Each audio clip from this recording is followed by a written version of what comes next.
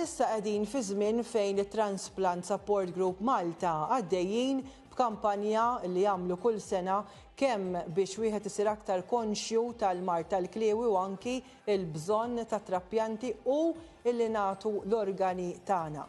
U miegħi għandi l-charge nurse fit-taqsima tar-Renal Unit tal-Isptar Mater Dei, Josette Parnis. Josette, grazzi, dejjem ta' pjaċir li niltaqa' miegħek issa li nafek is-snin u sirna ħbieb. Josette, meta wieħed ma jkunx fis-sitwazzjoni ma jifhimx it-tbatija li għaddu minna l-pazjenti, illum il-pazjenti għaddu għal 385, ġifieri 385 u l-etajiet bejn it-19 bejn 20 qisu u 90 sena. Jien dejjem taffaxxinani l-fatt għax nibda kull meta nitkellem ma' pazjent illi jkun qed jagħmel id-dialysis għandkom il-Renal Unit, kemm jgħaddu minn tbatija ta' ma jistgħux jixorbu kemm jixtiequ, ma jistgħux jqogħdu fix-xemx, ma jkollhomx enerġija, u li wara kull dialysis ikunu jgħidu li qishom qalgħu xeba jew marru ġurnata xogħol fix-xemx fil-ġebel. Dik xi ħaġa li iddaħħalni fuq xorti. Josette, kif in is-sitwazzjoni llum? Pereżempju, llum naf li inti dejjem tkun xogħol, is-sala tar-Renal Unit tkun mimlija? Sfortunatament iva, kif qed inti għandna 385 pazjent, 70 minnhom jagħmlu għad-dar, jattendu isu dak kull 3 ġimgħat 4 ġimgħat fejn hemm in-nurses apposta li jsegwuhom u jaraw x'għandhom bżonn, jieħdu d-demm, jaraw f'liema sitwazzjoni qegħdin, u l-kumplament jiġu Mater Dei. Ukoll għandna satellite unit l-SVPR fejn il-pazjenti li San Vincenz de Paul, u xi? Hekk huwa fejn il-pazjenti li għandna 6 fejn qegħdin jgħixu hemm u għandhom bżonn id-dialysis u m'għandhomx bżonn jiġu Mater Dei. U bekk jagħmlu dialysis f'dis satellite unit. Ġifieri satellite unit fejn jissir id-dialysis San Vincenz de Paul qiegħda residenti biss jew miftuħa l pazjenti oħra? Miftuħa l pazjenti l-oħra il fuq minn 60 sena u speċjalment dawk il-pazjenti li qegħdin jgħixu San Vincenz biex ma għandhomx bżonn jitreviljaw l-iskariċ kollu. U din qed naf li d-domanda u ġifieri dejjem kolkom sala pakkjata. Spjega li ftit, mela persuna li issir taf li għandha l-mart fil-kliewi, kemm il-darba jkollha tiġi għad-dialysis Mater Dei sakemm ma tkunx waħda minn dawk li tkun id-dar?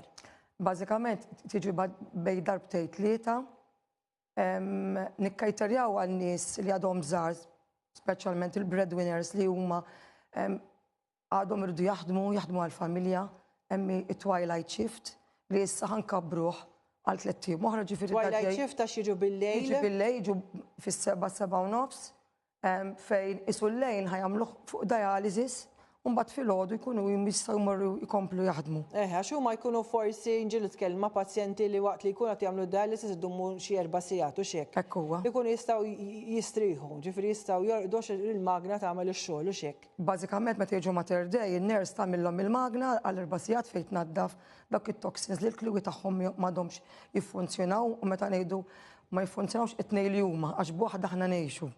It-tnejn li huma, ġifieri dawn ma jistgħux jgħixu mingħajr dialysis. Li hija tbatija li għax da xitwa, kesħa, xemx, irridu jiġu għad-dialysis. Ma jistawx jgħidu m'għandix aptit ma mmurx, appuntament għal xarek tista' tgħid ma tmurx, imma għad-dialysis ma tistax ma tfallija, għax bażikament jekk tkun ikollok l-ilma trid tneħħih, ma tistax tħalli ħal-ġumma wara, għax jintela l-pulmun bl-ilma, jibda jaqtaw jinnifisom. Letteralment ikunu ishom taħt l-ilma, ishom qegħdin jerqu.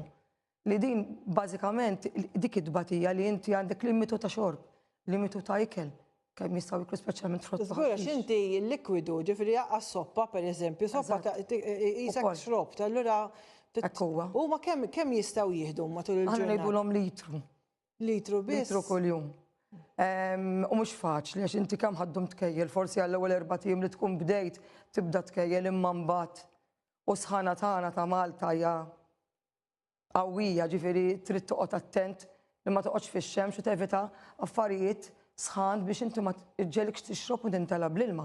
Li ġieli laqqas ilaħqu għat-trattament wara jumej jew tlieta li jkunu waslu għat-treatment li jiġu qabel jidħlu l-emerġenza daw tuħta nifs għax ma laħqux għall-appuntament li nkunu tajnijom. ċfiri intom għandkom 385 pazjent sewa, kważi 400. Żdiedu l-ammonti jew kif meta qabel ma' snin ta' qabel? Żdiedu ħafna. Inkwetanti, imma din għaliex taħseb li żdiedu? Għandna 40 minnhom huma barranin. Ġifieri bażikament hemm fuq 40 barranin ukoll. Ġifieri dan minn għandu bżonn aħna nagħtu servizz lil kulħadd. Etajiet kif edna, issa, sfortunatament għandna ħafna min ibati bil-diabeti u bil-pressjoni għolja. Bekk aħna qegħdin nagħmlu kampanja fil-fojer ħanamlu fid-9 ta' Marzu sa 13 ta' Marzu fejn nagħmlu noħolqu awareness dak li jkun forsi anke l-ħajja maġla llum tant kemm aħna maġlin li ninsew lilna nfusna li forsi darba f'sena tiċċekkja id-dem, tiċċekkja l-pressjoni, tiċċekkja t-sokkur, tiċċekkja l-PP, speċjalment jekk għandek mart fil-familja bħal diabetics u pressjoni għolja. Ħalli inti tixellek l-armara għandi pressjoni għolja, ħan segwija, ħan għax nistaniħu, tibda forsi bid-dieta qabel ma nibdew bil-treatment, bil-pinnoli, għax tista' tevita b'eżerċizzju, b'dieta limitata ta' zokkor. Li inti tevita li tiġi l-isptar. Kombinazzjoni ftit tal-jemilu kelli Dr. Robert Xwireb ukoll tkellimna dwar il-mart tal-qalb u l-istess affarijiet li wieħed irid jieħu ħsieb saħħtu. Ġifieri naf li xi kultant wieħed jitraskura u ma jagħmilx dak li hemm bżonn jagħmel, però kollox huwa relatat għax inti semmejt li pressjoni għolja li wkoll hija ħażina għall-qalb. Ġifieri semmejt li l-eżerċizzju, l-peace, kollha jikkontribwixxu wkoll li jistgħu itelfu mis-saħħa tal-kliwi. Issa dawk biex in-nies jifhmu għandkom 70 jagħmlu għad-dar din, jagħmluha naf li qabdu isa maxin matul il-lejl u xekk. U dawk għaliex min jikkwalifika għalija din? Li bażikament nagħmluhom orientation fejn huma jażlu jridu jagħmlu għad-dar jew jiġu l-isptar. Issa jekk għandek pazjent ma tantx jara ma jistax jagħmilha id-dar għax da titqabbad connection jekk il-connection ma taqabdux tista' toħloq infezzjoni. Jekk ma tarax ma tistax tagħmilha. Jiġifieri huma jażlu il-pazjent jażel. Pazjent jgħidlek jiena nkun komdu d-dar nagħmel magna bil-lejn jikkonnektja u jaqla fil-ħodu. Ma dak qas ikun jista' jqum jiġifieri? Le jista' jqum, jista' jiddiskonnektja. Jista' jqum. U għandek ħin ta' dwell ta' sija li tista' tagħmel li trid dik is-sija. U ġifieri taħdem das li kieku ġirrini l-unit. Permess blok id-dem, għax aħna ngħidu hemodialysis fejn aħna nqabdu żewġ labriet permess ta' dem, da jaħdem differenzi permezz ta' zokkur. Fejn jiġbed l-ilma u jiġbed it-toxins li l-ġisem qiegħed jitrabba. Issa, ovvjament intom tafsu ħafna wkoll fuq it-trappjanti u l-bżonn li wieħed jagħti l-organi. Kemm importanti hu li wieħed jagħti l-organi, ġifieri jiena naf ħafna stejjer ta' suċċess li ġew għandkom li jisabu match u nataw kilwa normalment tkun xi ħadd mill-familja ma jkun hemm ukoll dawk li huma ma jiġux minnhom li jkunu Sammaritani u taw il-kilwa tagħhom. Kif in is-sitwazzjoni? Ġifieri kemm għad hemm nies li qed ikunu disponibbli li jagħtu l-kilwa u min jagħti kilwa ikun qed jirriskja ħajtu li jmutu mbagħad għax jiġib waħda? Mela bażikament hemm 3 tipi ta' trappjant. Hemm life related fej pazjent trid jagħti wieħed il-ħuħ jew l-oħtu kilwa li jagħmlu t-testijiet u jaraw li taqbel. Emmi is-Samaritan fej darit jagħti kilwa lil min taqbel miegħu, mhux jażelu, jgħid jiena rrid nagħti kilwa anyone li hija kompatibbli ma' tiegħi.